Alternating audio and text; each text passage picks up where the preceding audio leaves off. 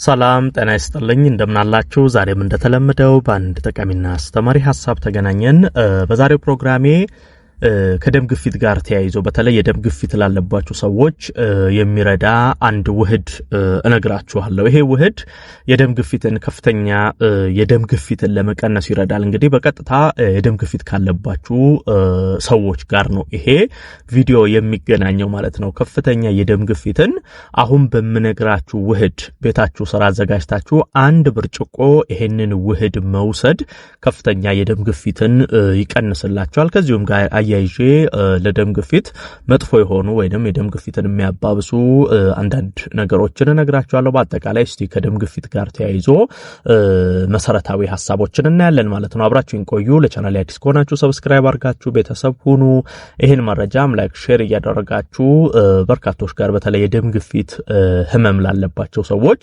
በጣም የሚረዳቸው ቪዲዮ ስለሆነ ላይክ ሼር አድርጋችሁ አጋሯቸው በቀጥታ ወደ ሐሳባችን እንግባ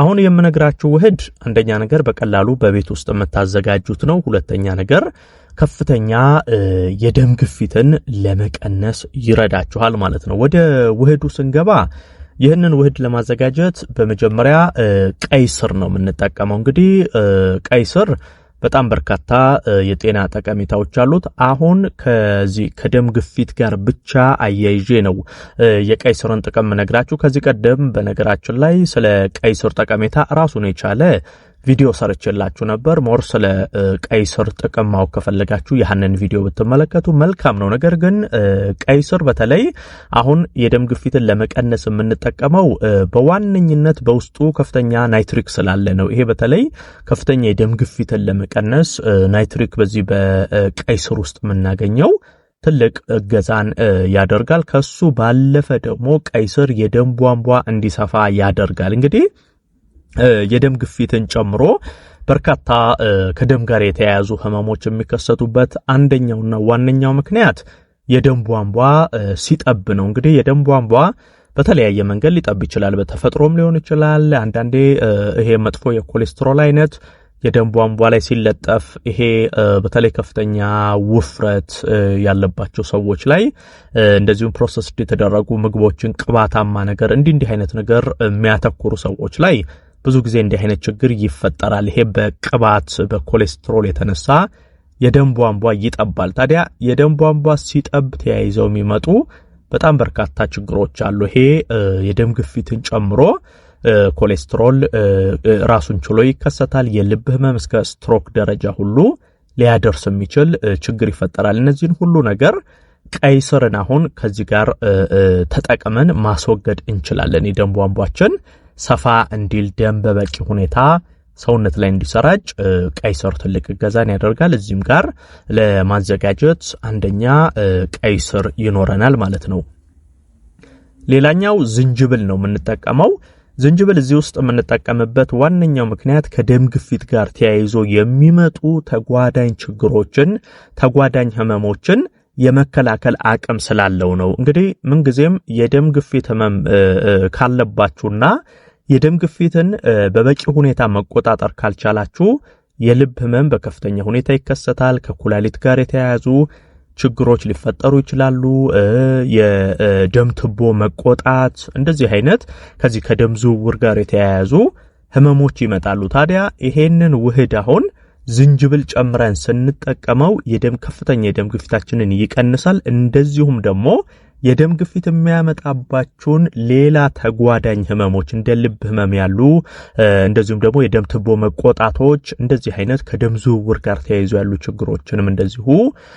ይከላከልልናል ስለዚህ ዝንጅብልም ከቀይ ስር ቀጥሎ አዘጋጁ ሌላው የተወሰነ ሎሚ እንጠቀማለን ግማሽ ሎሚ እንጠቀማለን ሎሚ በቫይታሚን ሲ የበለጸገ እንደሆነ ይታወቃል በተለይ እዚህ ውስጥ አሁን ከግፊት ጋር አያይዘን ሎሚን የምንጠቀምበት ዋነኛ ምክንያት እንግዲህ በከፍተኛ የደም ግፊት የተነሳ የደም ቧንቧ እንዳይጎዳ የመከላከል ስራን ስለሚሰራ ነው እንግዲህ ግፊታችሁ በየጊዜው ከፍ ዝቅ እያለ የምትቸገሩ በተለይ በየጊዜው ከፍ የሚልባችሁ ከሆነ የደም ቧንቧዎቻችሁ በከፍተኛ ሁኔታ እየተጎዱ ይሄዳሉ። ለዚህ ነው እስከ ስትሮክ ደረጃ ድረስ የሚደርሰው። ይሄ ግፊት ከፍ ሲል የደም ቧንቧዎች ስለሚጨነቁ የመፈንዳት እዛ አካባቢ የመቆጣት እንዲህ አይነት ነገሮችን በማምጣት እስከ ስትሮክ፣ የልብ ህመሞች፣ የተለያዩ ነገሮችን ያመጣብናል። ስለዚህ ይሄ ሎሚናውን ከዚህ ውህድ ጋር የምንጠቀምበት ትልቁ ምክንያት ይሄ በከፍተኛ የደም ግፊት የተነሳ የደም ቧንቧችሁ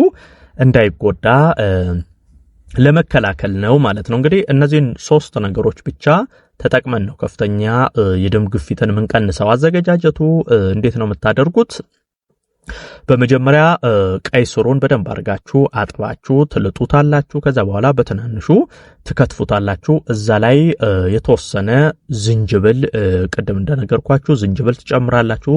እንደዚሁም ግማሽ ሎሚ ትጨምራላችሁ። እነዚህን 3ቱን በአንድ ብርጭቆ ውሃ አድርጋችሁ ልክ እንደ ጁስ በደንብ አድርጋችሁ ትፈጩታላችሁ። በኋላ አጥልላችሁ ይሄንን መጠጣት ነው ማለት ነው። ምንድነው? የቀይ ስር ጁስ ነው ማለት ነው የምታዘጋጁት። ዝንጅብሉን ሎሚውን ጨምራችሁ የቀይ ስር ጁስ ታዘጋጃላችሁ። ይሄ ከፍተኛ የደም ግፊትን ይቀንሳል። በነገራችን ላይ በዚሁ አያይዤ የምነግራችሁ የደም ግፊትን የሚያባብሱ ወይንም ለከፍተኛ የደም ግፊት የሚዳርጉ ነገሮች አሉ። እነሱንም ማወቅ ያስፈልጋል።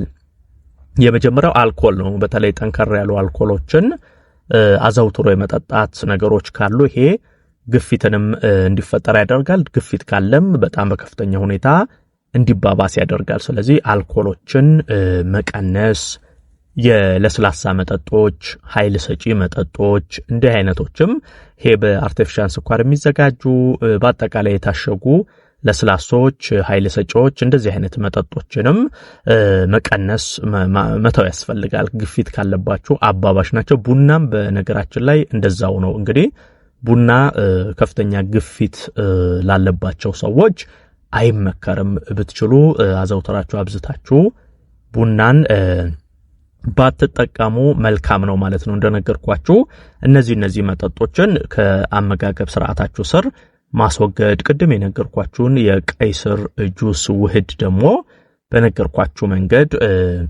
አዘጋጅታችሁ መጠቀም ደግሞ በተቃራኒው ግፊታችሁን ለመቀነስ ለመቆጣጠር እጅግ በጣም ይረዳል ማለት ነው። እንግዲህ ግፊትንም ተያይዞ የሚመጣንም የልብ ህመም፣ የኩላሊት ህመም እስከ ስትሮክ ደረጃ የሚደርሱ ኮሌስትሮሎች፣ የስኳር ህመም እንደዚህ አይነት ነገሮችንም ግፊትን በመቆጣጠራችሁ አብራችሁ ትቆጣጠራላችሁ ማለት ነው። ይሄ ግፊታችሁ የሚጨምር ከሆነ ተያይዘው እነሱ መምጣታቸው አይታወቅም፣ መምጣታቸው አይቀርም። ስለዚህ በዚህ ውህድ ግፊታችሁን መቀነስ ይቻላል። ይሄን መረጃ ላይክ ሼር አድርጋችሁ ለሌሎችም አጋሯቸው። ለቤት አዲስ ሆናችሁም ቻናሌን ሰብስክራይብ ያደረጋችሁ ቤተሰብ ሁኑ። የዛሬን በዚሁ አበቃው።